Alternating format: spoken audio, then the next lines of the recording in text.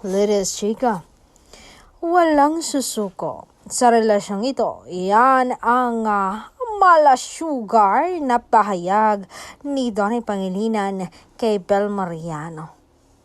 Kilig overload ang naramdaman ng mga magulang ni Donnie Pangilinan at mga siblings nito at pinsan ng binitawan ni Donnie Pangilinan ang espesyal na pangako niya sa nag-iisang jazz superstar na si Bel Mariano.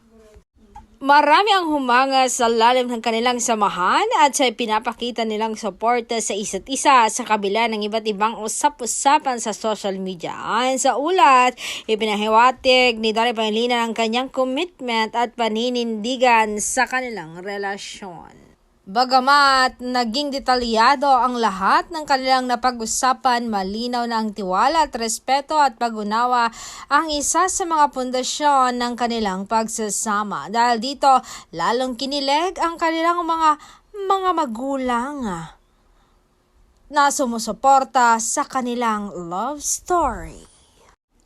Samantala, marami netizen ang nagsabing inspirasyon ng dalawa dahil pinipili nilang panatilihing pribado ang mahalagang bahagi ng kanilang relasyon sa halip na patulan ng bawat isyong lumalabas online para sa kanilang supporters. Ang tunay na pagmamahalan ay hindi nasusukat sa ingay ng social media kundi sa pagiging matatag sa isa't isa.